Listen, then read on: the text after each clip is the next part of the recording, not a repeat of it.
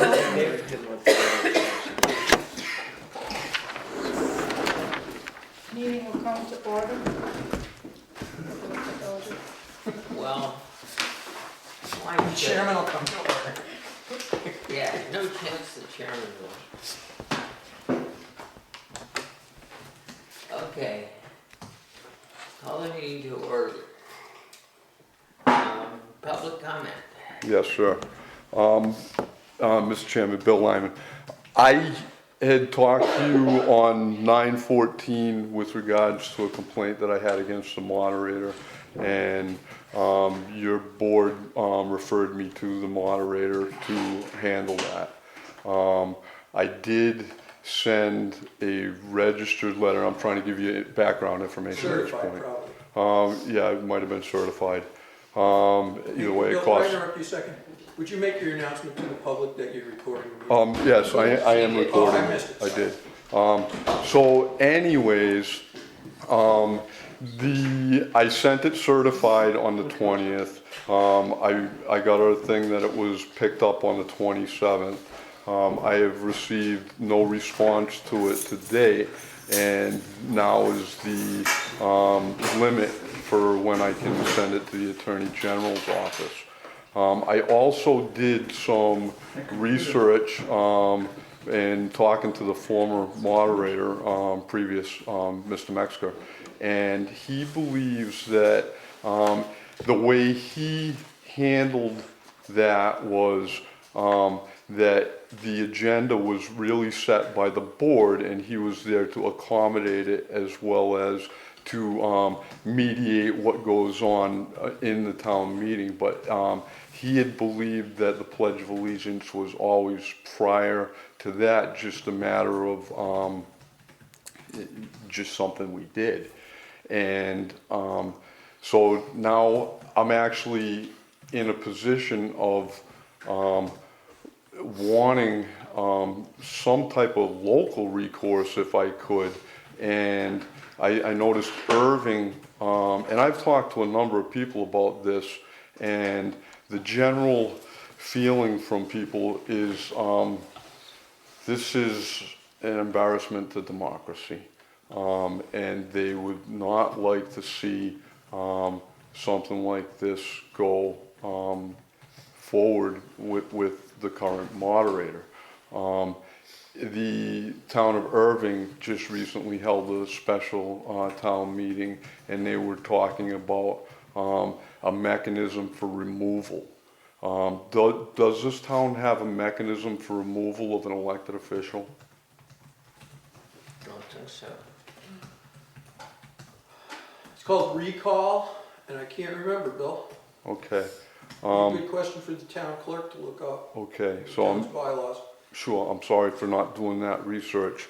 Either way, when a moderator steps on your free speech rights to say the Pledge of Allegiance in the beginning of town meeting, which historically we've done, I feel that they should no longer be moderator, and I am going to further this to the Attorney General. If there is anything that this board has communicated or seen that they can document for me to help this case, I would appreciate that. And I know that you've had some conversations with the moderator, and that will bring better understanding for the Attorney General.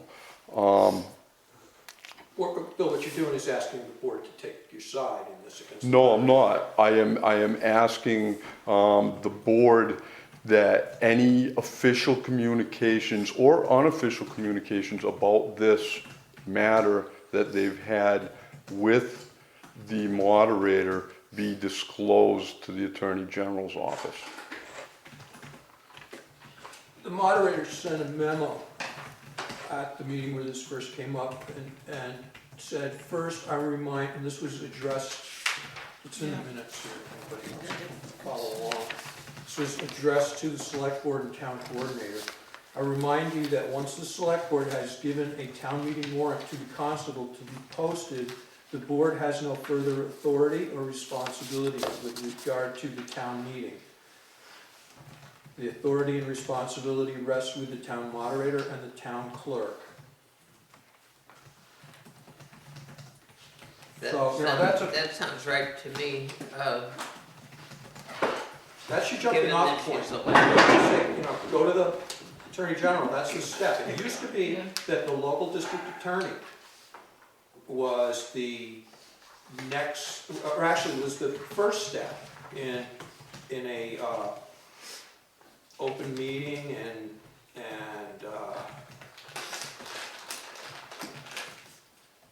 other types of these complaints, and the state law changed about 3 years ago. The reason was you had umpteen different district attorneys implement the regulations in different ways. So now it's like, just as Warwick's policy is that if you have a problem with the town coordinator, take it up with the town coordinator before you run to the selectmen. And the state's policy now is you have a problem with the conduct of a board not properly posting a meeting or in some way violating open meeting law or not following the regulations, you take it up with that board for self-corrective action, which you've done, and you haven't received a reply, so you're within your rights to take it the next step. Sure, and I do believe that some type of documentation with regards to the communications that both I've had with this board in trying to get the article for the special town meeting passed, as well as the meeting minutes, as well as any communications individual board members may have had with the moderator, as well as any the town clerk as well. You understand you can't compel that, though. I can't, I'm You not understand? trying to compel that. You can compel any documents But on again, the subject, but you cannot compel an answer to a question or creation of a document to document a telephone or face-to-face conversation or anything of that sort at this point. okay, I guess and again, that would be my desire for board members to and the town clerk to come forth with their understanding, and if that's not possible, then that's fine. This can go. And again, I think my major complaint is pretty cut and dry, that someone turned and told me no when I went to say the Pledge of Allegiance. However, you did it anyway. Right, I did. Then. So where's the damage? People tell me no all the time. Yeah, I know.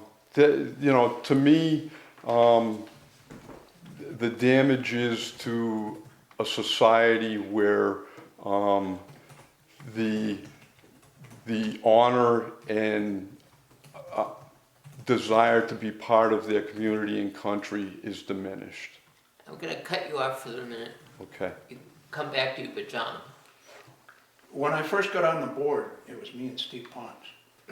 And we didn't do the Pledge of Allegiance at all until Genevieve's. And when Genevieve's came in, then it was his idea to do it. Only And at he the just- town meeting? Yeah, and he said because they do it in school, we should do it here.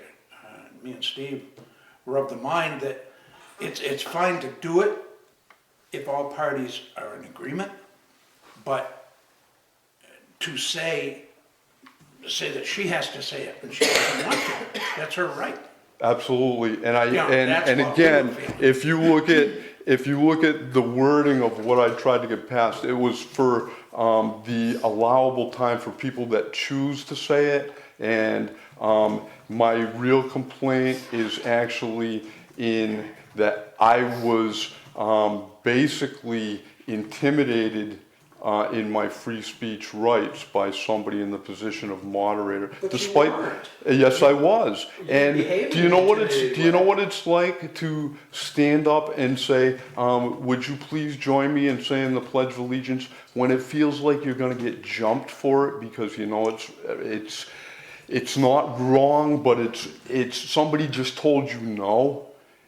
I served 6 years in the military and my grandfather served in World War II. I can't allow that. Thank you, but you can't compel me to say the Pledge of You know, Allegiance. I'm not trying You to. can't force your beliefs on somebody else. All right, That's so my point. again, Take this to the Attorney General rather than to us. right, so I am taking it to the Attorney General. I do believe that the board can do something as opposed to, not believing that there's any powers of the board. And I think one of those things that the board could have done before this was to push forward this article at town meeting. I think it is important. I think the citizens of this town think it's important. It will go to the Attorney General's office, and I please hope that part of what I'm looking for from this town and this board is to respect my belief and other citizens' belief that America is still important. Well, you keep referring to people in your family that were in the military. My father was in the First World War. My brother was in the Second World War. He was in Korea. You have both brothers in Vietnam. I think we're digressing. You know, Right. it's, I'd like to keep this to the I think it's things that a matter matter for that, his taking it to the Attorney General. Okay. I think that. So I apologize for taking all this if we time have from the reason board. for rejecting his warrant article, David, can you recall what it was? Well, there's a simple administrative remedy at town meeting for any ruling of a moderator, and that is if 7 people stand up and object, then the matter is put to a vote. It's that simple. And I would like to add that I was on the Finance Committee or Select Board from 1976 to 1990. No, not 76, maybe 78 or 9. that's what happened to our taxes. 78 to 1990. The Finance Committee, and chairman much of the time, and Select Board, and we never said the Pledge of Allegiance. I don't ever remember when we were coming up. But when I take a pledge, Well, unless I revoke it, I'm I'm not, asking, it's not. I'm asking the question, why didn't his warrant article get put on the warrant? I don't believe he had enough certified signatures at that point because he didn't do it for very long.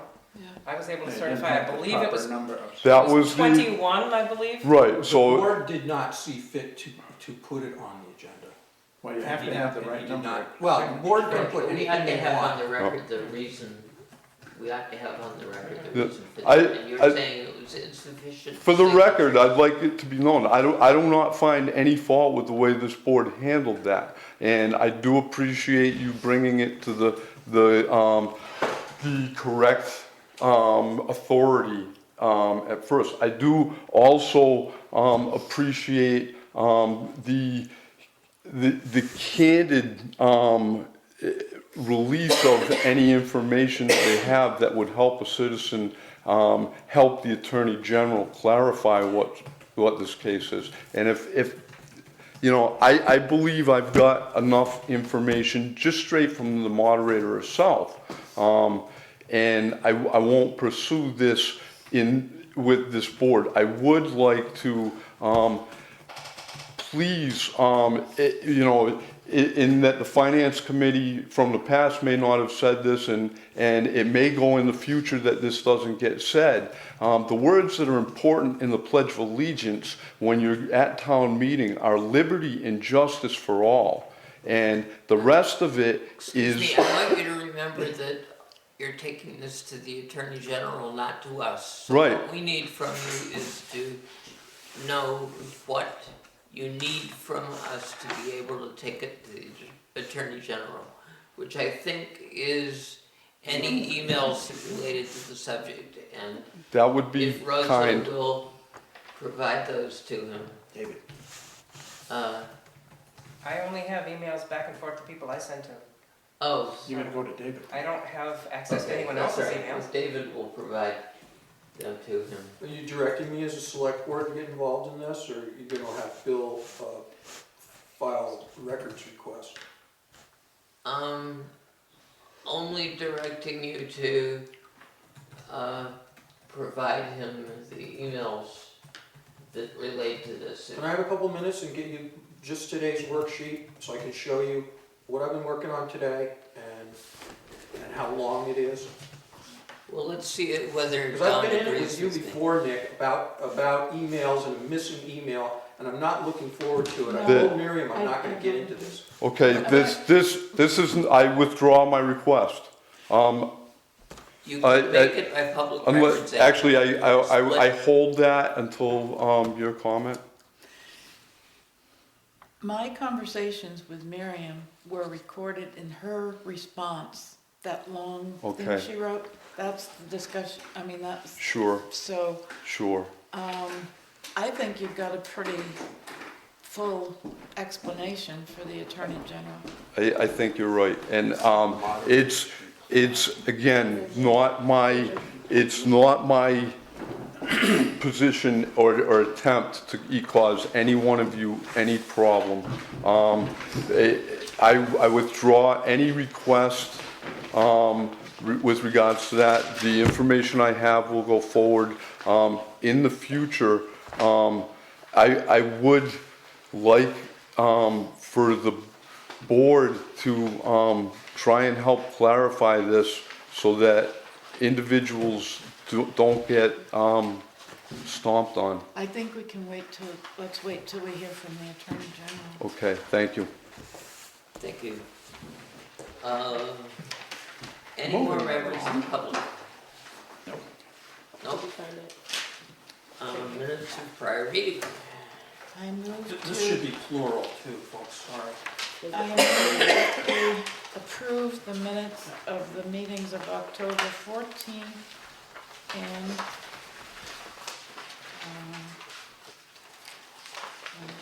October 27th. yeah, October 24th and, I'm sorry, 14th and what? 27th. Don needs another handshake. Okay. Second. All those in favor? aye. Wait, we got that one done? You did an aye. Aye. You didn't know. Don't forget Um, that. chapter 268, anything? Well, if I could go to chapter 20C instead of chapter 20D, would you permit that? Sure. I have filed a letter and a form, something or other, with the town clerk disclosing that I was elected to the regional school committee and that I will not receive compensation to that elected office, and that I am as well, and have been for 7 years, appointed town coordinator. And so I had discussed with the Ethics Commission whether I needed to get the exemption. I don't need to get an exemption, but I have to give a disclosure. And town council recommended that I submit the whole shebang to the Ethics Commission, so they will have it on file.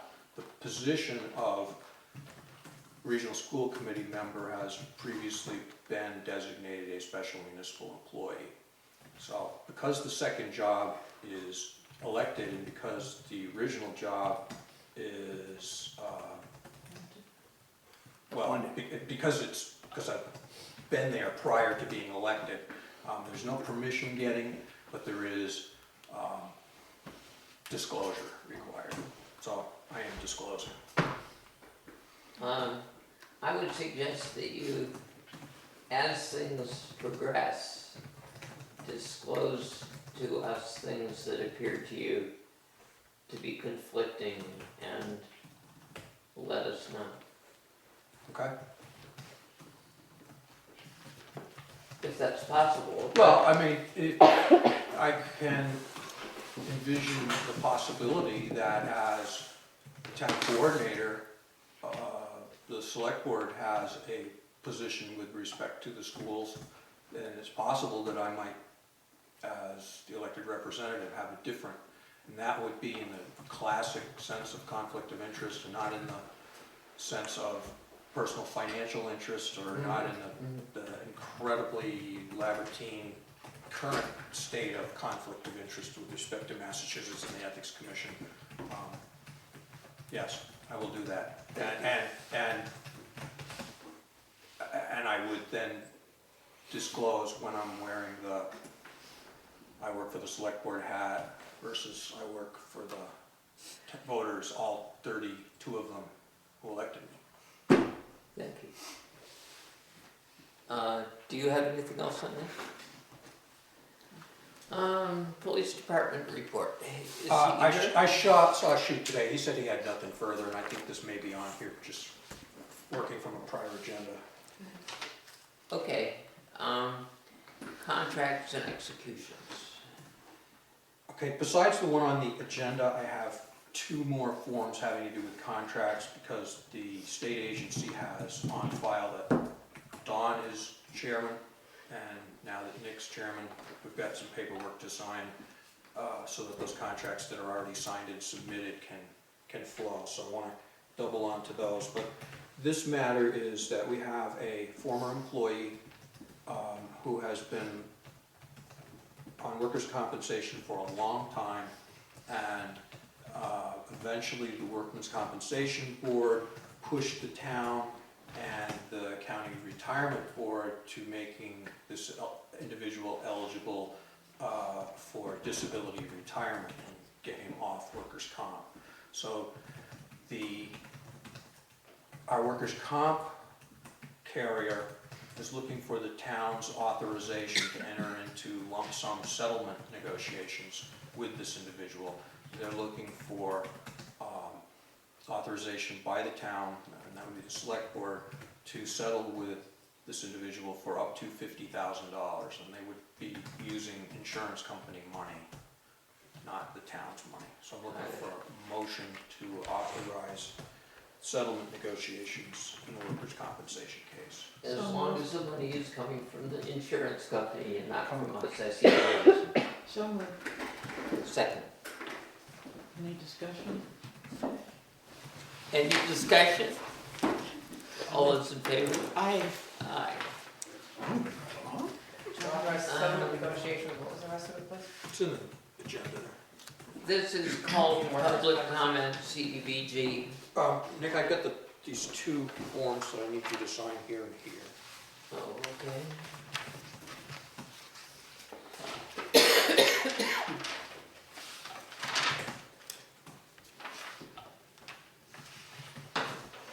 And I guess this one's another small grant in the amount of $500 from DEP.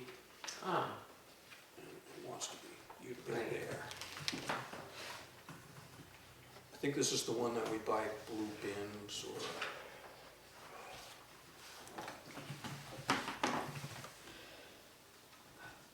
or we can also buy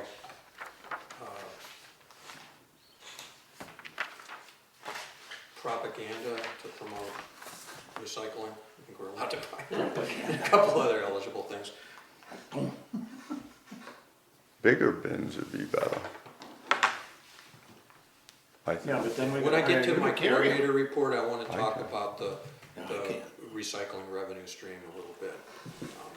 I'm an old man, Nick, if you countersign in blue, they seem to have a blue falling apart one piece at a thing in time. their lives. They just love blue so much. I can't imagine it.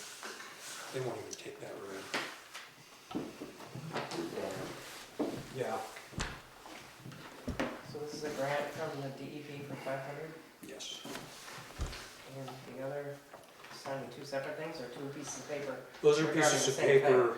One of them is regarding the EMPG grant, which is all submitted, but the last paperwork they have on file of this type is,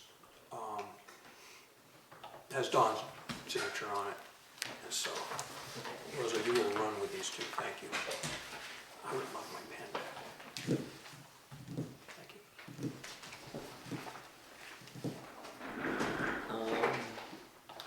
Anything else on this list that we need to? Well, I did an update on the community development strategy. Still trying to work back and forth with Patricia on some minor edits.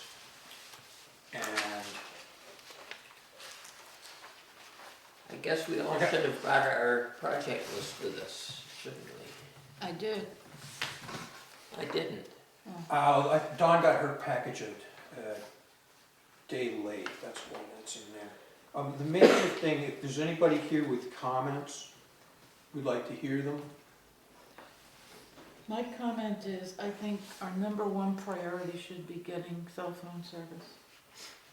I think, Okay.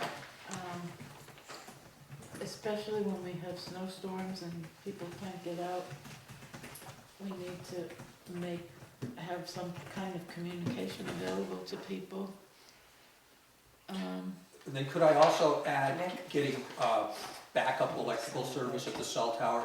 Because we have it at the mountain tower. And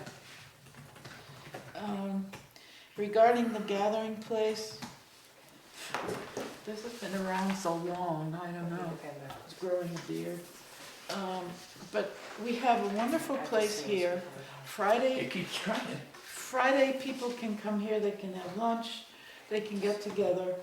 It might be nice if we made it a little more homey, like maybe invite people to bring in used furniture or something that's more comfortable and more aesthetic, but it's warm in the winter, it's cool in the summer, it's central.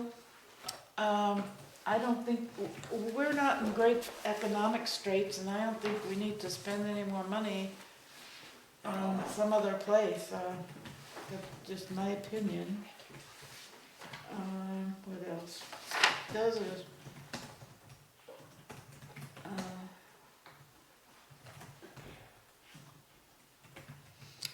the others, like transportation, I think we could have a big discussion on that. Like, it would be nice, but is it feasible? How many people would use it and so forth? I would support it if it's shown to be feasible, that we would. do you think that perhaps the Franklin or Wachusett transportation authorities, if there were a business that would work, you think they'd be, I mean, what I know of them is they'd be in there doing it. And when we've contacted the transportation center in Athol, this bus route that runs from Greenfield to Athol and Gardner to Orange and does the 2A corridor rather nicely, you know, on a 1 hour basis or something, that receives a monumental federal subsidy to be able to support that, and the ridership there is significant. You know, the potential ridership compared to dial-a-ride kind of thing. You see cab companies come and go.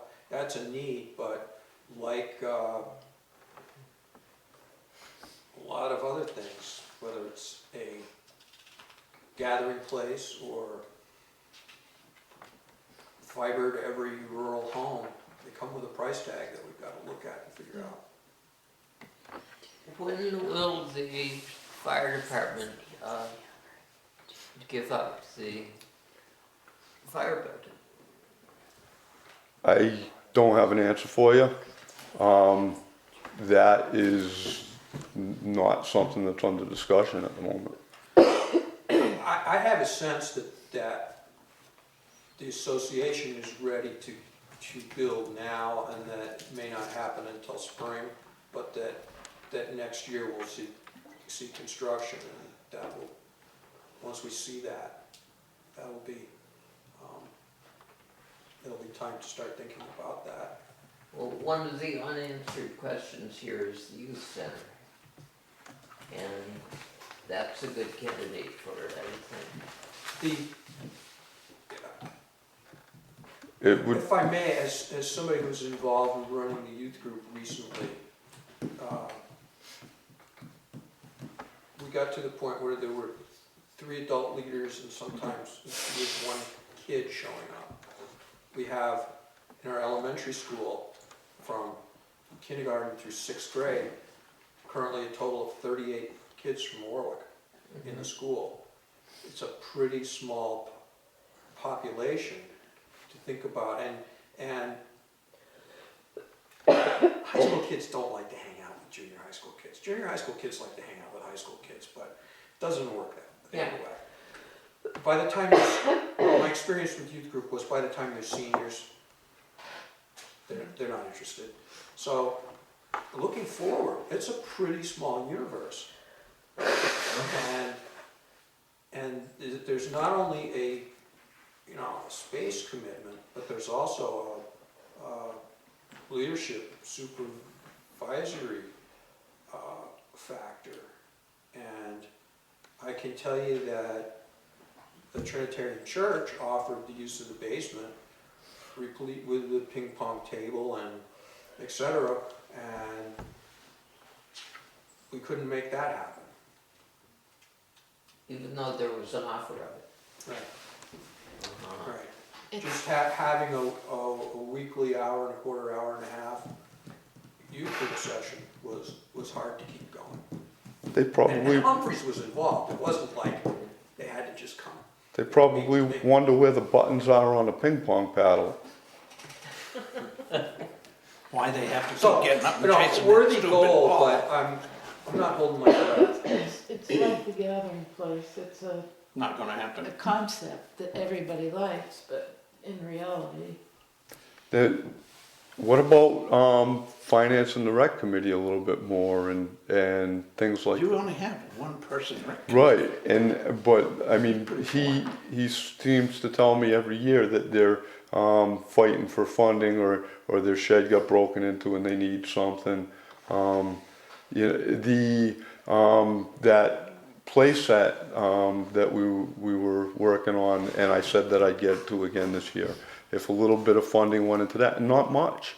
One of the things that I personally, if I can ever find the time, don't want any money to do it, I would, build a little fire engine there for kids because it's going to be near the new public safety building, and we'll put a bell on it and a steering wheel. And at Old Home Days, I brought that giant rock and put it there. I think there are some things that we can do that don't necessarily require supervision. This town has many outdoor assets that maybe we can enhance a little bit too. but again, we need leaders, and people don't seem to have a lot of time. I think we've been pretty good at giving finance when asked for.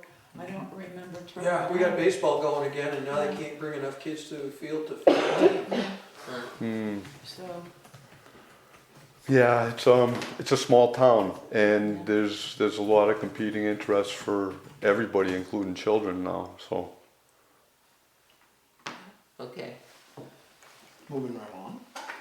Oh, so there was a typo, Nick, on your, I hand corrected it. I would like the board to set the time of the hearing for the CDBG program, the legal hearing, which has to be advertised and et cetera, for 5 o'clock in 2 weeks. The agency was not at all happy with embedding it in a selectmen's meeting. I told them it has to be a selectmen's meeting because I want the selectmen there. But concern was that input, just because of the time constraints of a meeting with other things on the agenda, could get short-circuited, and these things, and frankly, we put in our notes and minutes from this meeting and a list of the people who attend, and it's all done to show that there's public process and public participation. So it's my strong recommendation that we make this hearing for 5 o'clock, and allow it an hour not on the 10th, on the 24th. 24th. So moved, second. What is the date for that? 24th. Not the weeks. 10th. Not the 10th. 11/24, Was that the error you were referring to? yes. Okay. Thank you. Any other discussion? No, All in favor? I, Aye.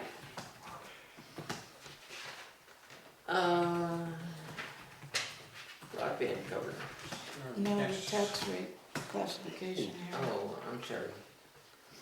Will we do that for the next meeting? Yeah, that will be on the next meeting, and it just, if you look in the back couple of pages of your handout, you can see that the snow and ice deficit, which is,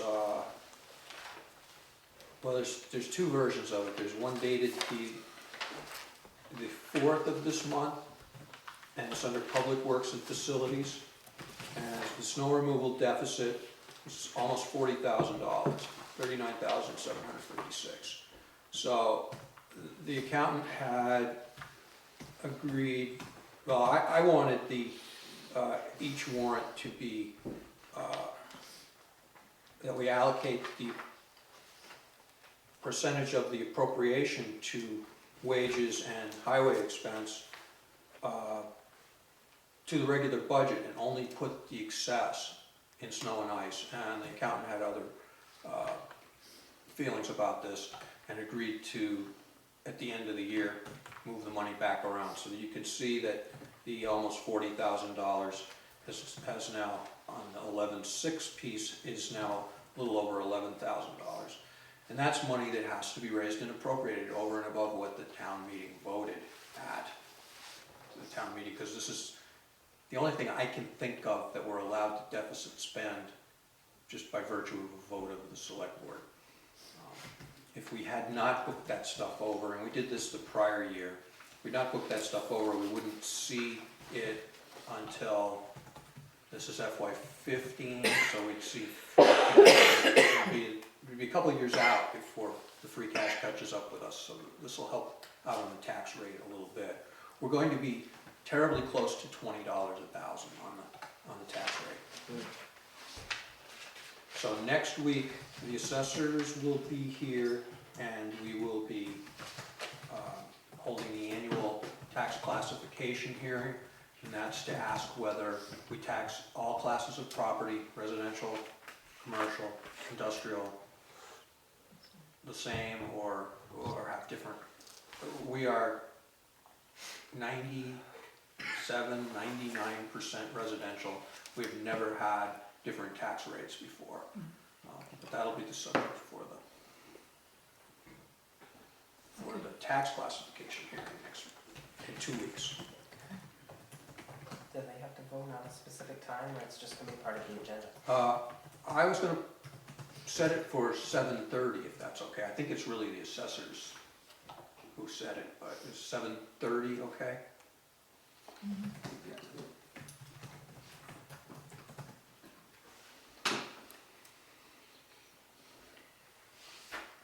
Question, has there ever been a discussion at the town meeting of that question, whether everybody's got the same rate? I don't think so. Not that I remember, but it's, I don't think for a it's- community like ours, it's such a no-brainer that, and what are you gonna do, double the taxes? Well, first off, we don't have well, I any- mean, what often happens is the commercial gets a lower rate in some communities to entice, or a community that's, doesn't have a lot of people but has some sort of infrastructure, they might vote to crank it up on that. But in our case, even if we did it, it wouldn't matter. And do know that you cannot have a rate higher than $25 a thousand. And we're coming up to 20. And if property values continue to slide backwards, our tax rate is going to continue to go up, even though the town's revenue picture remains constant. And there have been a few communities in Massachusetts who have been disabled by this, by falling property values, and they're structurally hitting $25 a thousand without getting an extra nickel out of the deal, and being put to their knees. So, be subject of conversation next time out. But you're saying we have so few that it doesn't make any difference? Yeah, think of how many industrial properties we have in town. Right. All right, now think of how many commercial properties we have in town. I can't think of it.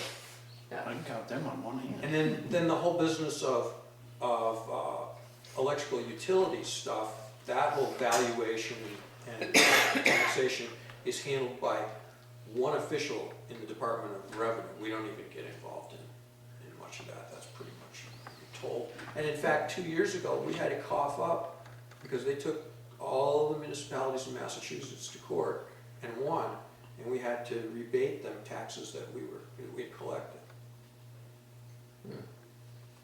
We Warwick. every community in the Commonwealth that has an electric Okay. wire. Yeah.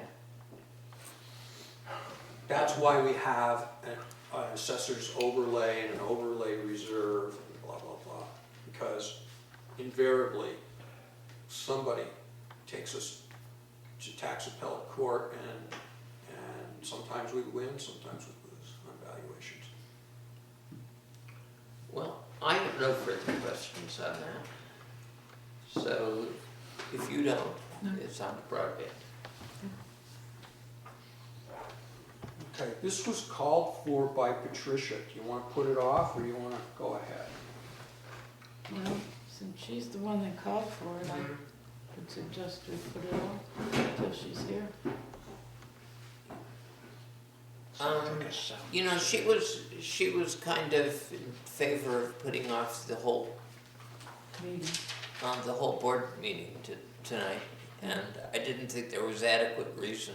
No, But there might be adequate reason if she was the one who started it. I to got a put out paragraph that. in my report. I can give you report light at this point if you'd like. I think that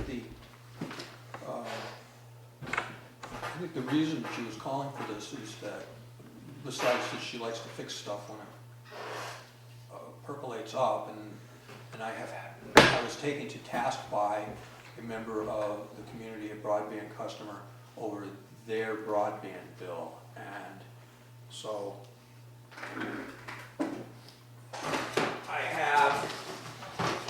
we're almost 6 years old, and what's here on the top is what customers have gotten. What have we done? Why don't we pass one down to the press? They'd love to see this. So that's the legacy billing, and you get a bill. It either get emailed or it gets, and by the terms of use, you're supposed to pay it. Somebody You're got supposed to a pay fuse now November's and then. bill before November. And I've very, very, very rarely cut anybody off for non-payment. When they get in trouble, I call them up, try to work out a payment plan. Very often cut their service back to $30, lower their speed till they get caught up, but haven't been the heavy. And it's sort of worked. But there's been times when the database blew up and I email you a bill and there's nothing in the PDF. But your bill didn't change from last month and the month before and the year before and 4 years before. And it sort of worked out. But I contacted a customer who had written, this is my month payment, and just shot the person an email and said, sorry, but I applied checks to the oldest outstanding balance. And so such and such month is still due. We had a exchange of emails that I would have never tried it on my electric company or Verizon or whatever, but it ended up at one point with, this is the last word on it, and I consider my bill paid in full. And at that point I stopped corresponding, but apparently it wasn't the last word on it. And so as a result, if you flip over, I've now got the database able to create a statement of past due accounts, and there's quite a bit of people that are 1 month behind and probably don't know it. And it's going to make a lot of work explaining that history and such, but I'm working on a cleaner history report, because right now it's an export to Excel, and it practically takes every dang record from that customer and puts it out there, and I can understand it, but I can understand why somebody else could say, what the heck? So I'm working on that. So I've had people chime in that this is how it ought to be done. I've had people more than once say, love to come to work for you. I pointed out at the last meeting that I handle as many bills as the tax collector at this point, but you don't have to pay $17,000 for it. I don't think things are broken. I think they can get better, and I'm working on it.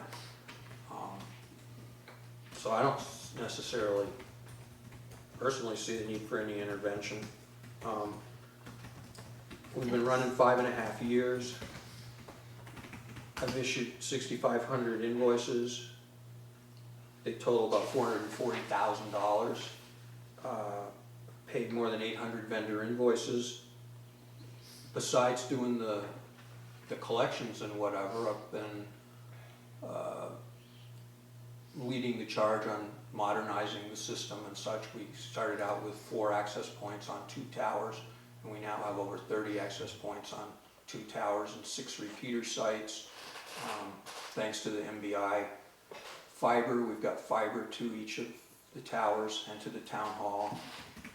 We're working on a system on the town hall that we put up last week that is wirelessly capable of delivering 200 megabytes wirelessly. Did not put it up on the mountain because it's a torturous exercise to work with DCR's permits and leases, and I have it on extremely good authority from a lot of WISPs around the country that this new product will mess with our existing product. So we put it down on the town hall roof to see what kind of vegetation penetration it'll be, and I'm happy to report that it hasn't knocked any customers offline yet, which is my first goal. Is the customer who had a problem now satisfied? No, No? she'd probably like me hung by my thumbs. How I got some wire at home. What would it take? For The gist of the problem. She owes money and she Well, doesn't think so? She considers that she owes money that's 2 or 3 years old, and that's what she put out on the Warwick list. Nobody owes a bill from 2 or 3 years ago, because if you owe 2 months and you pay for one, the oldest bill gets paid. So, the bill that's due and outstanding is November, and So she thinks she owes more? she thinks that if she owes that month, that it's my fault, and therefore she shouldn't have to pay. Oh, okay. And it's 1 month? Yeah. How much did you say you made on that already? 400 and something? The gross revenue is 441,000 to date.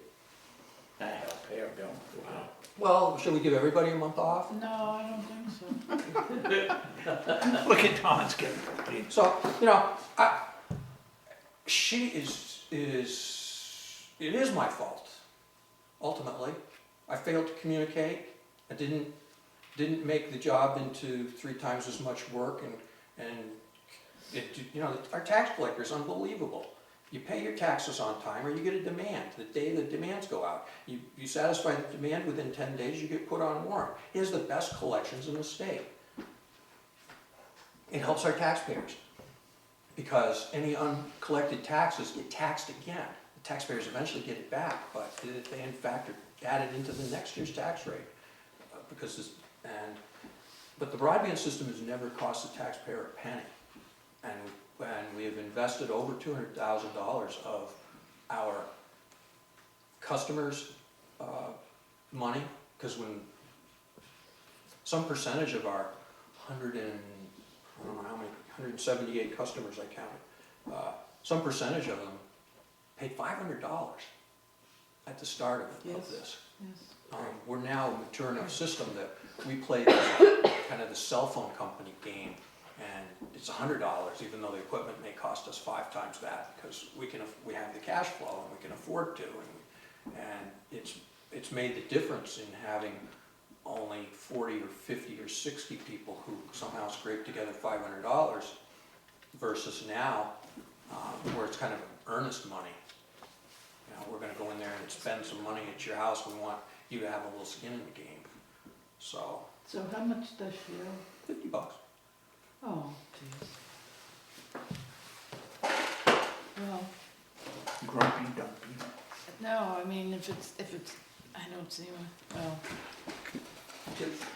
Yes. I want to contrast with the way the federal government does business with the way I do business.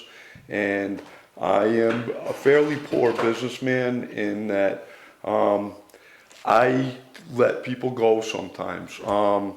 My desire for the money is less than the desire for the overall happiness of people. And I think to some extent there's a number of businesses that do that, and like a credit card company would waive, you know, a certain extra fee if you gave them a little bit of an excuse.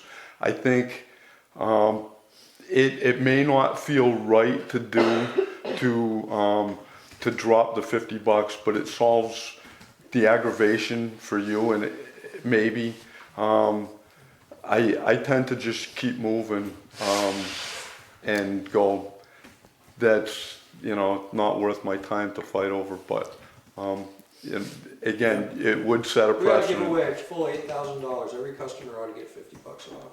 Yeah, if you did that for one, You you gotta go can, for it's everybody. different from the town and. It is, and it is different from something that you're trying to really regulate what's going on. But Bill, my point is that the board could decide that this thing needs a bookkeeper, billing agent and such, and that we start charging late fees, because then we could make somebody happy by waiving them. You know, Right. get late on your credit card bill, what do they hit you with? Yeah, $35. $29, $35. Yeah. We don't do that, and You haven't And- shut off service. no. I will say that I'm one of the people that have been a month or so late with the payment, and David's had no problem with it at all. It's almost a bit informal, and you know, again, you're relying on the trustworthiness of the consumer saying, you know, I got this product and I'm happy with it here. And you are keeping pretty good track, because you always know, you know, that one was a little bit late. But if you feel that it's worth your time to deal with a customer over the issue, then, you know, who am I to say it's not? Moving right along. Moving right along. So What's another, in the bank? pardon me? What's in the bank? Okay, that's the last two pages here, and last two pages of your package. I meant what's in the broadband bank? That's where I'm getting to. Okay. So the next to the last page is our revenues, and in fiscal year 14, that was what ended June 30th, we collected $98,544.80. And if you flip to the next page, under Fund 64, you can see we expended $89,955. Now the reason that there's, you see that next to it, that $92,000? That was the appropriation, the expenditure appropriation by town meeting. I could have collected $1 million, and I can't spend more than $92,000 of it, because that's what was appropriated. So if you look at the expenditure line, almost $90,000 was expended, and you look at the revenue line, almost $99,000 was taken in. That was our profit for fiscal year 14. Prior to fiscal year 14, we had accumulated a profit of, I believe, $27,000. So 27 plus 9 is $36,000 in 5 years is our net income. It's pretty good. It's better than a stick in the eye, that's for sure. And it represents a phenomenal amount of investment. If you consider our original system cost us, we had $40,000 in borrowing, and in my confidence this was going to work, I spent about $48,000 and got enough fee income during that month, or during that year, to cover the rest of it. But we've put close to $200,000 into various technologies, and continue to do so, and have been building the system and making it more robust, and we're seeing economies of scale where the original system was served by 3 megs of internet, and we got up to about 40 customers, and that wasn't enough. It wasn't nearly enough. And we managed to tweak our wireless link to Springfield to carry 10. And the cost of that was around $1,200. At that time, we outsourced our the routing. We outsourced a lot of the IT stuff. We started out with our own device, about a $1,500 little black box, and it handed out IP addresses, and it worked for a while, but we were taking one public IP address and network address, translating it to all our customers. And we were seeing speed issues, and it was hard to tell exactly where the bottleneck was, and I suspected that it had to do with the fact that you only get a certain number of thousands of ports to open with one public IP address. So we went to giving everybody a public IP address that, routable on the internet. Kind of unusual. And we went that way until it felt like we had some more bottlenecks and things were getting bigger, and so we outsourced to our ISP the DHCP server. And that went on until the fiber came. At that point, I took that back, and we have pretty amazing routers at each site, at the mountain, at the cell tower, at the town hall, a non-standard device down at the school on that wireless network. That was a really interesting IT issue though, because now we had a public IP address on each of these sites, fiber feeds from Springfield, and we essentially all of a sudden had 3 networks that couldn't see each other. So we got a consultant to work with us who set up a IP security deal where we can see from one network to the other through the internet. So every radio we have out there, this is the legacy Canopy 900 megahertz radio that we started our system with, and those things cost about $500. Street price, list price around $800, and that's what we started our system with.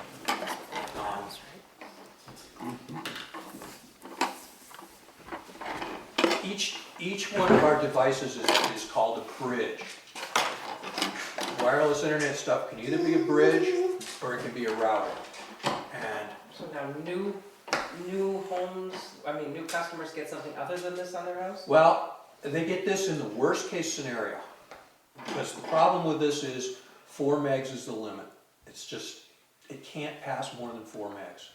But what it does do is it can go through weeds and trees better than anything alive. So the microwaves are about this size, and the lower, this is 900 megahertz, the lower those waves, the more they can go through weeds and trees, but you sacrifice throughput. So Nick, what you have at your house, because you can see the cell tower, you're at 5 gigahertz. You're at about 6 times, and your radio is capable of a lot more throughput. But that's the balancing act we're doing now, is people want more throughput, but the wireless technology that can do it doesn't have vegetation, leaves, and just biomass ability to so at this point we use radios that look like this at 4 different frequencies. We use radios that we build, and this is the board. The radio chip goes into it, we put it in housing. Our problem is that we don't have enough radio spectrum to not self-interfere. So the problem becomes you add one more customer. I just added a customer, and before the day's out, you 2 customers call you up and say, my internet's down. And it was because of the RF effect of adding a new variable into the stew, and something happened. So we're always looking for different ways to get the job done. So we use products from about 5 different Totally. makers right now. We use about 6 different frequencies, and we use protocols. Everybody's heard of 802.11. That's the Wi-Fi. That's ubiquitous. Paul's using it right now. Totally not on the internet. You're not on the internet. Legit. My No. phone uses it. This stuff that we Actually put doing the out job. It's impressive. with the assistance of MBI is called WiMAX. It's 802.16, and the neat thing about it is that every registered customer to the tower radio gets a time slice. So rather than like Wi-Fi is a combat network, and the closer you are in the wireless network and the stronger your signal, the more throughput you'll get, and the better you'll do relative to people who are on the fringes of the network. The Wi-Fi says everybody gets a piece of pie, and as a result, it's got higher latency. And the latency problem is why you can't do voice over a satellite internet connection, or a poorer quality, because there's just too much lag time in getting from here to there and back and forth. So you can actually use a Magic Jack or a Vonage or an IP phone over that poor connection, and it will also mean that when I stop talking to Bill, I better say Bill over, and Bill's going to hear in 3/4 of a second over, and he's going to know he can talk, and otherwise we're going to talk all over each other. It's like calling home from Vietnam. If you didn't say over, the guy never switched the switch. So, for us, the WiMAX is a really good system as long as we don't push its limits. Because the problem is, if we hook up David Rainville on a weak connection, that system comes around and says, Rosa's turn, David's turn, Nick's turn, Don's turn, David's turn. Where's David? David's turn, David's turn, David's turn, David's turn, where's David? Everybody else is pounding sand. So we have learned we have to be very careful on that one. The one on the roof on the town hall roof is the first Wi-Fi that we've tried to deploy. And it's got the same problem of, it's got a similar problem. Again, don't put any junk connections. The beauty of this thing is, if it works, it works. If it doesn't, it isn't there, and the tower infrastructure will ignore it. But the whole trend and desire, everybody wants a gigabit of Ethernet to their house. And I'm thinking that we could deploy a 1/5 of that with this technology on the roof,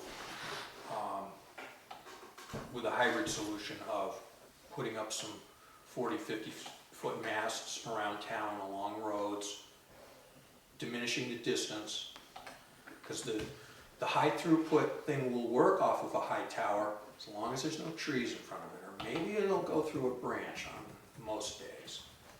But otherwise, to make the high towers work with the high throughput, we'll need to cut all the trees.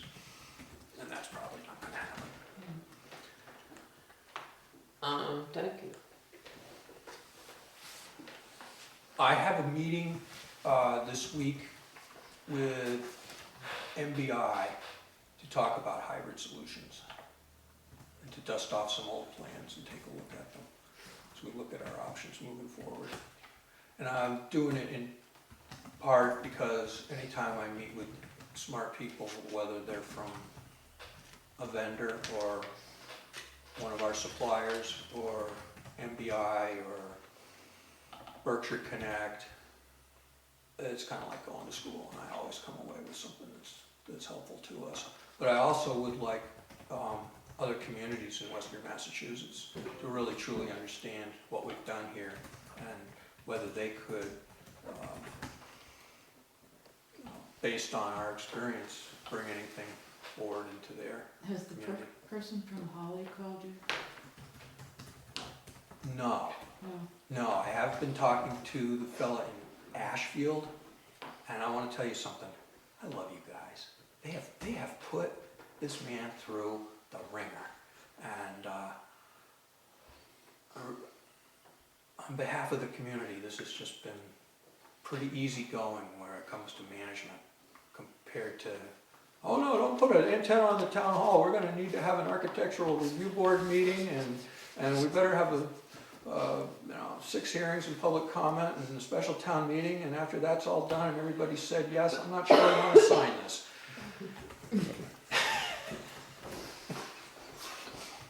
If you can, Don, if you can come up with their name, I did talk to somebody from Holly. Holly's the town where you can't get from the town hall to the fire station without leaving town. Something Is like that? that. You can't stay in that town. They're smaller than we are, they're like 300 and something population. So- Yeah, it sounds like a really interesting topography. It sounds like a lot of the town is in a nice valley. Yeah. I did a sales presentation there for doors and windows, and I ended up going away with free chickens.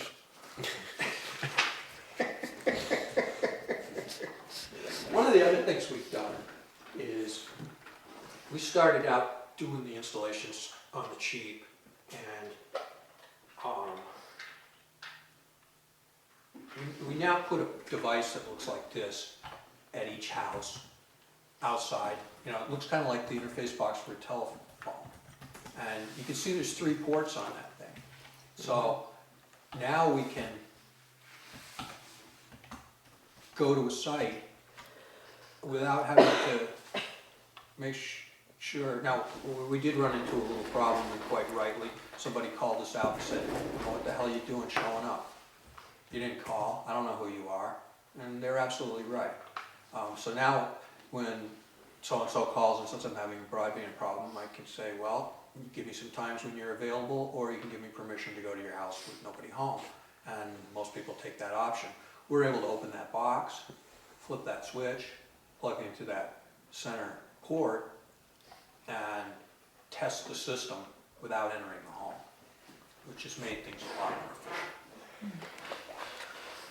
But that adds another, $50 to the cost of an installation. But over time, it's worth doing. It's also, we ground it, and we have electrical surges and lightning hits have eaten a lot of those things, but they haven't destroyed the customer's, in most cases, they haven't destroyed the customer's router or computers or even our radio, because electricity likes the path of least resistance, and we're giving it that way. That's different. That's the end of my show and tell. Which, Alright. Thank you. those were a lot less likely to get struck by lightning than say, when we were hooked into the phone system with modems. Absolutely. Absolutely. Now, in some cases, you'll see people have we've got so many different antennas. I think this is called a plate antenna. We have log periodics that look like television antennas, and we have Yagis that look like We don't have this. big long metal things. You probably have one of these. It's so close to the tower. We have that, but whatever's on the Yeah, outside. we haven't of the house doubled isn't back on this. them probably. We don't have this at all. So some of those metal antennas you'd think would take a hit. They're usually aluminum, and hasn't been that bad. Yes. Did you come to a conclusion on what you Alright. actually will do with this past due member? We have not. So I So can- termination is one option. It's not. That's not going to happen. She'll get tired pounding on me. So ignoring? I'll let you know how it works, Nick, after I get it installed. Sure. Okay. What, do you go to sleep? Are we going on it Yes. now? Hopefully. Correspondence.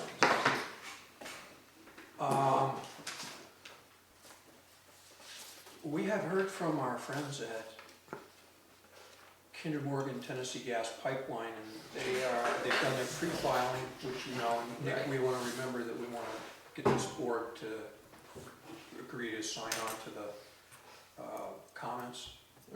Somebody called me about that isn't on the agenda, but we want.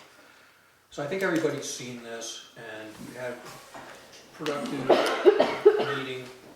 It was well covered. Yep. Of town boards and input. I think that's it on correspondence front. You Okay. can have this. Executive session if needed, no, I skip. Select board reports. Select board reports. Do you have one? I'll be attending the veterans meeting on the 13th. And on the 12th, we have the all selectmen in the Pioneer District, right? Yes, Okay. Will you be attending that? yes. Okay. Will you? So 9:30 at the superintendent's office.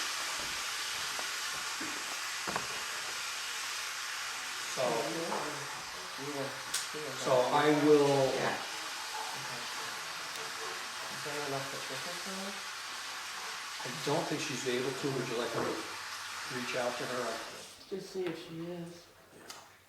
I can't lift anything, so I couldn't, if I drive, I couldn't take a wheelchair. So your veterans meeting is the 13th, is Pioneer Valley School District, is it school district? Yeah. And that is the 12th. Okay. Are you attending as coordinator or as a regional school committee member? I think they'd kick me out as a regional school. I think there's many things. I have a sort of select board report, which is that I've been working on figuring out what's gonna happen to Marcellus and, This is the Pennsylvania gas. I'm sorry? This is the Pennsylvania shale gas field, Marcellus. Pennsylvania? Right, which is where all of the natural gas for Kinder Morgan will come from. And it looks to me very much as if they peak next year. They've been growing slower and slower. In the last 4 years, they grew by a factor of 12 in their production, which is incredible. But in the last 2 years, they only grew by a factor of 2. And in the last year, they only grew by 20%. And one can see a trend there. Next year, they're probably not going to grow at all, and that will be that. Well, then presumably they will start shrinking. I'm sorry? And presumably they will start going the Yep. other way. Yep, they'll start going down, and that's been true of all the other shale plays in the country. So it's not surprising that it's true of Marcellus. They all are in denial. The system is very, very peculiar because the people in shale oil lose money badly. They don't break even. The people in shale gas don't break even. That's why Chesapeake Gas got out of the business not long ago. And we're left with a $16 billion debt. Because what they were doing was they were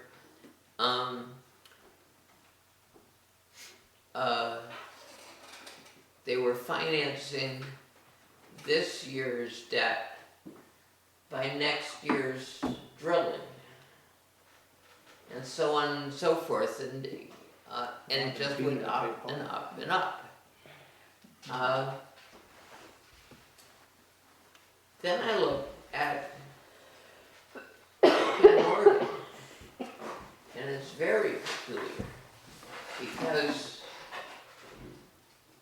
the price of their project is going to be a minimum of $400 million. I know that because, and that's really the minimum. I know that to be true because they are giving people $400 a foot for their land, and there's 1 million feet. There have to be other costs besides the land. There's the pipe, for God's sake, and there's the pumping stations, and there's the surveillance, and there's blah, blah, blah, a lot. They can put through their pipe 2.2 billion cubic feet per day. And you know what 1 million cubic feet are worth. And what it tells you is that they are assuming they're going to get $8 a cubic foot, which is pretty high, because the break-even point for the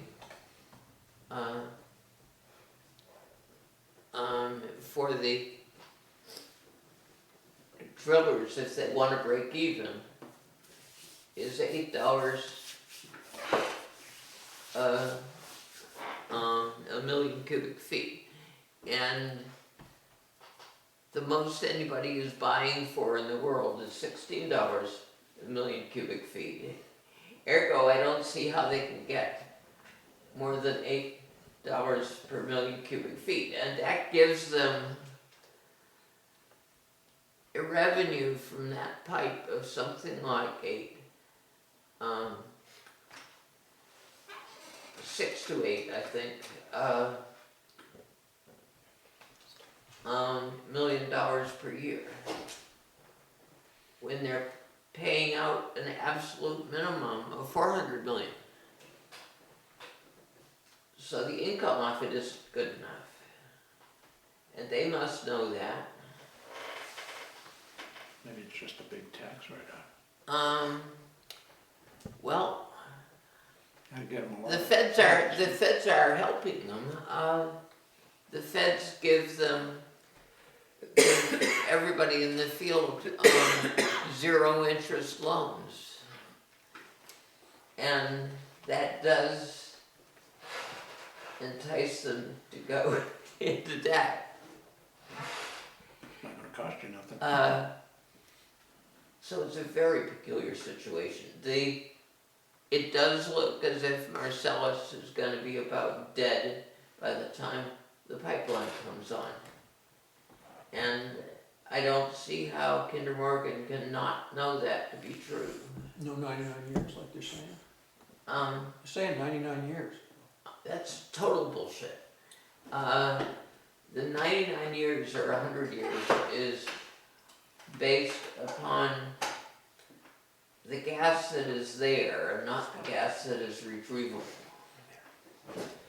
And the USGS figure on what is retrievable is, I believe, 80 trillion cubic feet, as opposed to something like 40 times that for the gas that's actually there.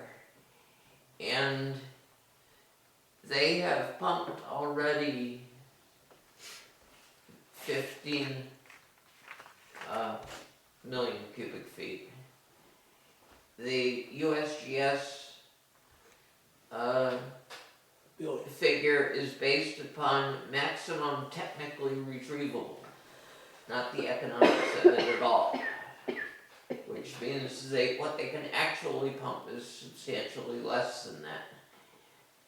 The typical figure that's used in the industry for what substantially less means is 50%, which is thought of as generally high. 50% is 42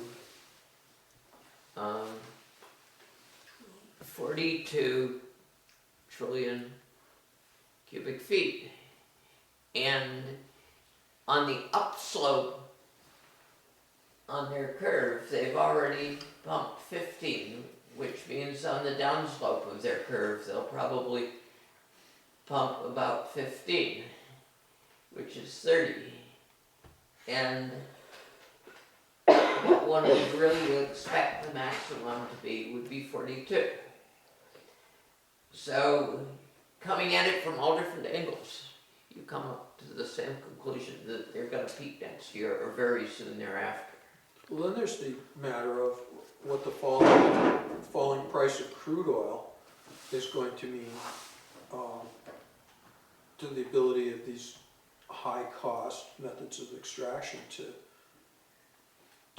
work. What I read in Business Week recently is that at $82 a barrel, 40%, no, I mean, on the one hand, one industry group is saying that all but 4% of producers can afford to produce at this level, and somebody else, equally knowledgeable, said, no, this is going to mean the end of 40% of them.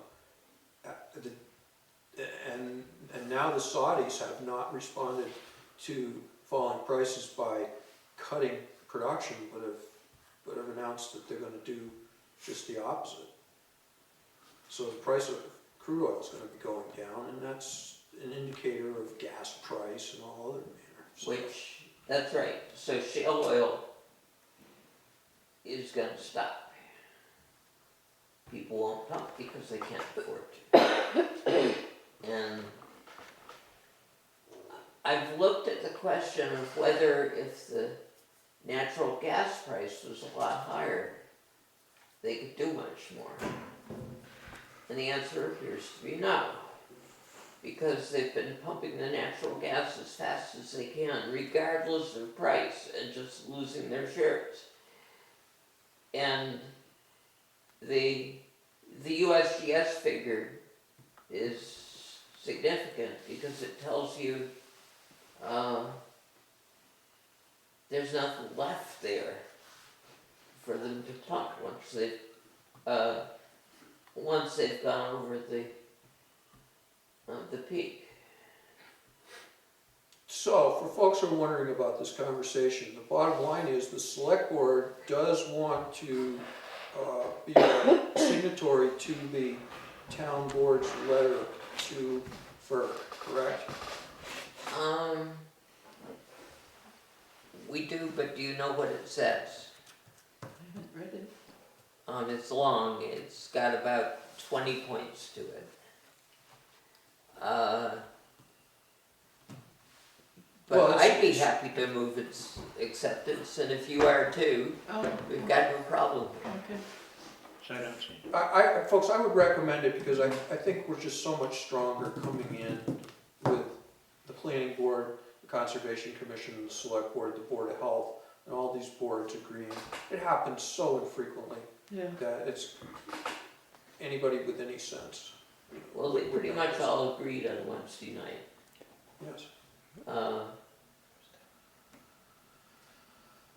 The differences were minor and basically worked out. So if we have a motion, I move that we sign the letter to FERC. second. Yeah. No discussion. My favorite thing that I found in doing this is that they can't cross a national park without congressional approval. And the New England Trail is a national park. Really? That Yeah. one, you gotta show me that sometime. I didn't know that. So, Yeah, but isn't that mostly in New York? the New England Trail goes north-south right through Warwick. The M&M Trail is the New England Trail? I'm sorry? Is that the M&M Trail? Is that what we know it as? Right. You would have to. Yeah. Oh, okay. I thought he was talking about the Appalachian Trail. So something is going to give you, I don't know what it is, but unfortunately the trail map has them stopping at the New Hampshire border, which means a possibility for them would be to go up to New Hampshire and come down the other side.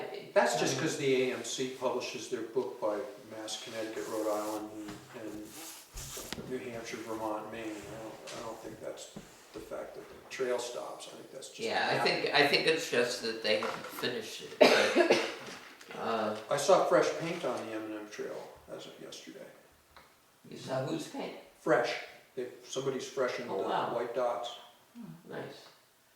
Are we voting on the? I wish we would. There's no other discussion, No. right? Call Right. the question. All those in favor? Aye. Leave that one alone. For what it's worth, So what this, else is there here? it There's just not- came to my attention about, this letter that all the boards are, writing.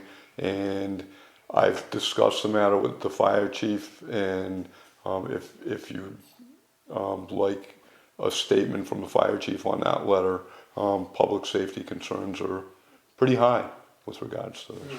Good, I'll pass that on. Okay, good. So that means, Moving does that mean that the fire department can be put on the letter, or does it mean you've gotta look at it first? I believe in Art Long just gave me some paperwork today, so I've at least got the background on it. And I think the chief's position is you don't need to put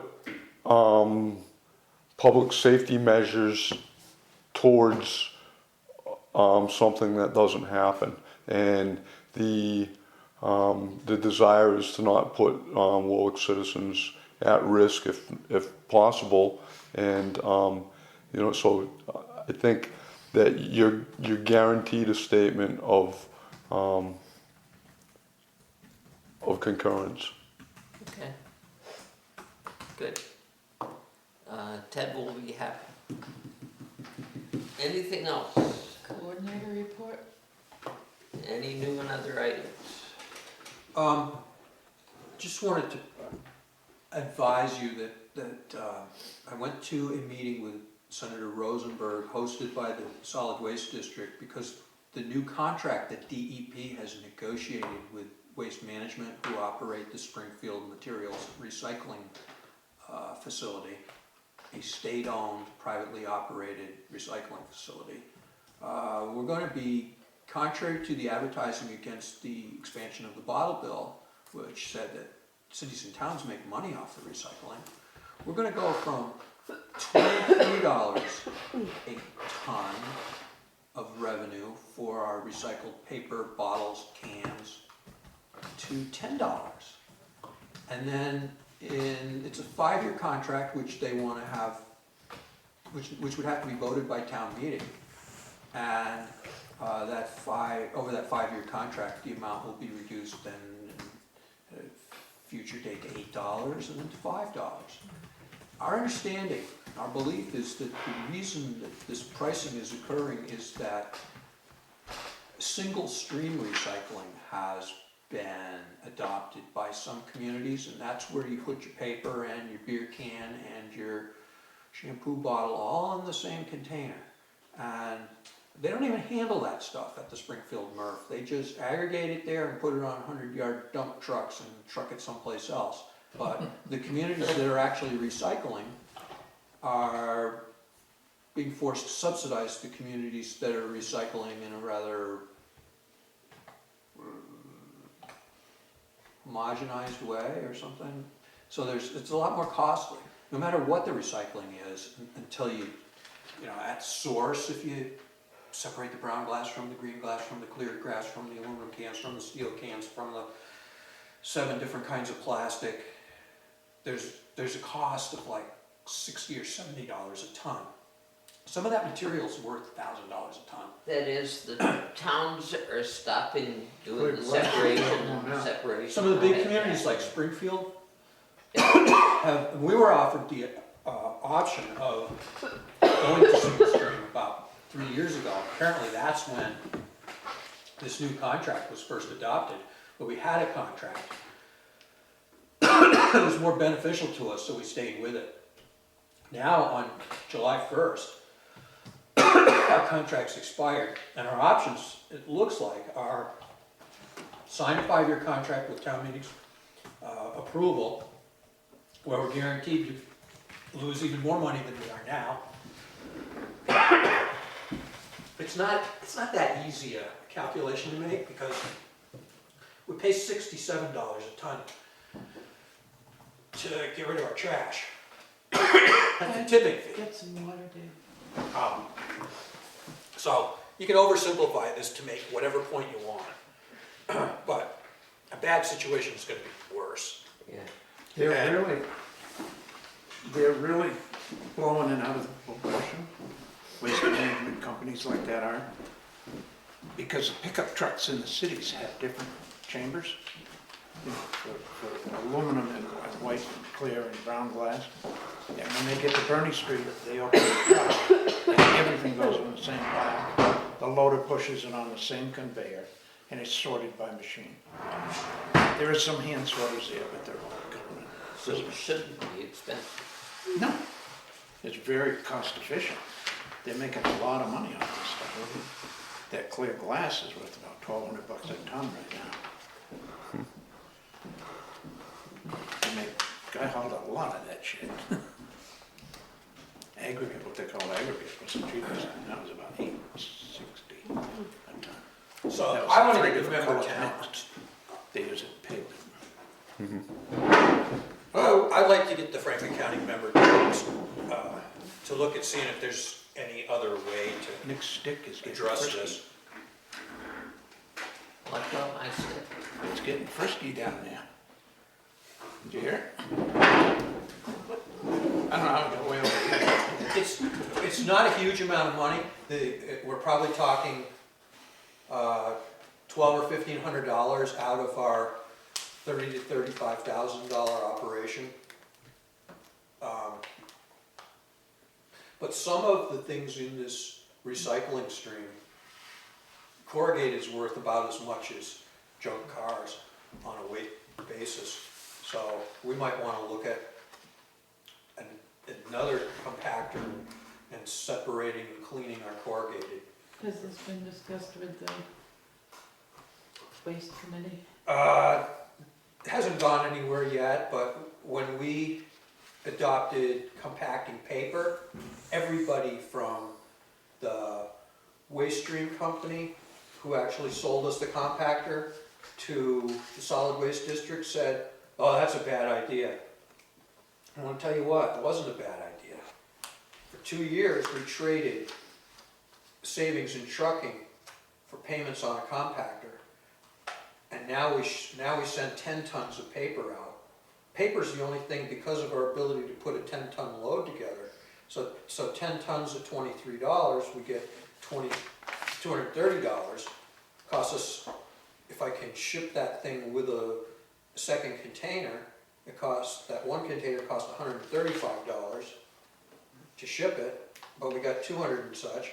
We had to pay $35 a month to rent the box. Boxes that we cram the stuff into, new cost $7,000, and if you don't rent them, you have to own two. One empty, one sitting down there, so that you can have them drive your box down there, and they don't wait around for it to be unloaded, it just gets in line, and they pick up an empty.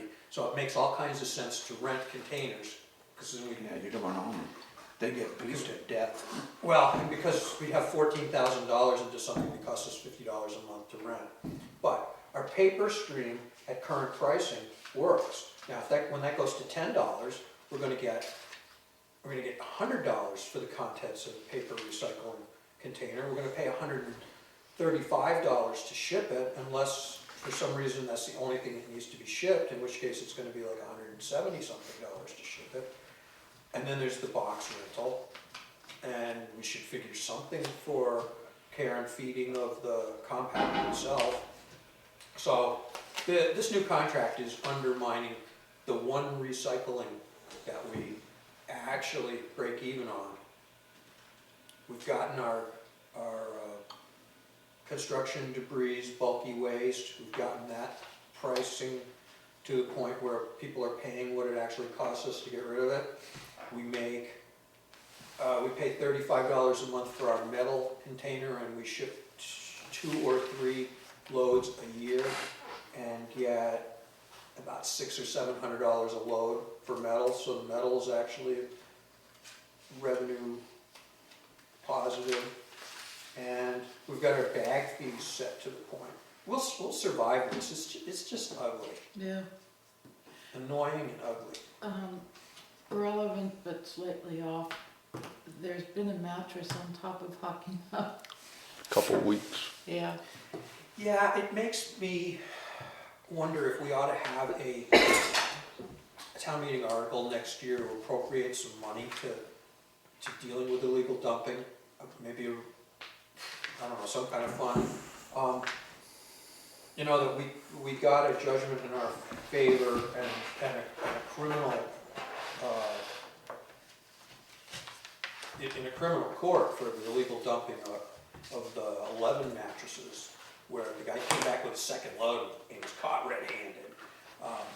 So we're gonna, well, he's gonna go do time, or he's gonna pay us $895. But when we send the highway crew out to pick up illegal dumping like that, it costs the town $40 to get rid of that mattress. There's Yeah. also other garbage on the other side of the road. I think it probably came from the same person. Maybe someone could go through it and see if there's any address or. I'll report it. Actually, I've Somebody had dumped somebody something volunteer on the that they would pick it up if they could dump it for free, and I said, I don't really have the authority to say anybody can Yeah. dump for free. Yeah. You know, the transfer station operates as an enterprise fund, and it's trying to do business by revenue to pay to get rid of it. So when somebody throws it by the side of the road, we need a mechanism. We do. Should involve the fire squad. Put a spot camera on the town phone lines, so if they stick the vehicles coming in. I've been a proponent for cameras around town for a while, when I was talking to Brian Peters, and and I actually wanted to bring it up at the last meeting with with Chief Shoemaker. There are, if you look at the last break-in where it occurred, if there were one security camera on that road, we'd know the vehicle that went in there. If you had something up in North Warwick at Mr. Katie's house, you would see everybody coming in from the New Hampshire line that way. If you had something at Selectman Lemon's house, you would see everybody coming into town that way. I think a dozen cameras would probably give you a prime suspect in almost every incident if you could narrow it down to 3 or 4 hours. Wow.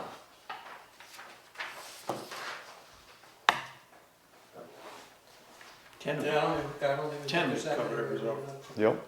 coming into town. And again, it's kind of Orwellian, but when what you're trying to do is play big brother to people that are dumping mattresses and crap tires all over the place and breaking into houses. You go, you know, maybe we need this. We've had things in the fire station in the past, and I'll tell you, that public safety building, everybody involved in putting it together is in favor of putting a camera on it. You can buy it in that's, More than two, you can get yeah, a good Northern Florida, you can get 8-camera system for $400, yeah, the same ones in the, which is, and it might even be something that that could be extended as part of the technology venture that we're in. I don't know. Maybe there's something to discuss with Chief Shoemaker. I know he and I were in favor of doing something at the school, because there was just a continuous ration break-in Yeah. some years ago. And the school committee was absolutely opposed from a privacy standpoint. But I noticed reading their minutes recently that they're installing cameras at the high school, so maybe they've had a change of heart. they lose enough stuff they'll cover it.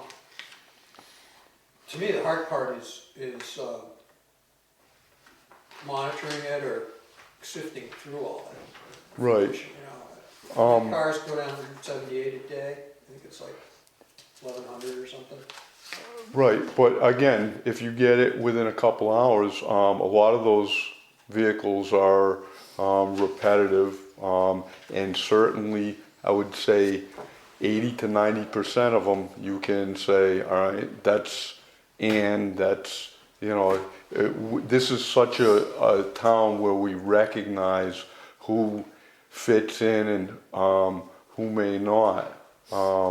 That I think it at least generates leads with regards, right, with regards to the school. I think you've got so many different things that have happened over recent history nationwide that you go, how can we not have some type of surveillance, and it does act as a deterrent. You know, that if there are cameras out and criminals know, and my personal belief is in going through the information on the last break-in, that if it wasn't somebody that intimately knew that person, that it was somebody that knows how to read a map and take the odds, because you do something down a dead-end road, you know. I don't like seeing losers get away with stupid stuff.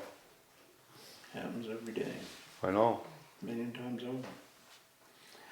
Call for, I move that we adjourn. Well, you never went to the We last ready item. for it? Guess we didn't. New and other items, we don't have any, do we? Yeah, she's giving me a dirty look. I demand a replay. No, I have a question. You Aren't have- there, isn't there You a, haven't been recognized by the. oh, recognize me, so we can get the hell out of here, right? This We sounds like adjourn. public comment, that's already been. No. That's for the select board. Don't argue. Isn't there an entity in town, I'm not sure where, I know I've seen it on paper, but I don't know how to get a hold of it, that helps elderly people with like yard work and stuff? Council on Aging, Yeah. helping hands. Carol Foot isn't. Okay. Is there any way to get somebody to rake a yard for a fellow? I'm looking for someone, Really? yes. Could you find out for me? I think you just Call talked to Carol. Carol. Yeah, call Carol. Foot. She's in charge of the council. 6900, she won't rake your yard, she will. I don't want nobody to rake, I rake my own I yard. think one of the issues she had was finding people that were willing to do it at the rate of pay. And the last I remember, there were 2 kids that were really good at helping out. So I would give her a call.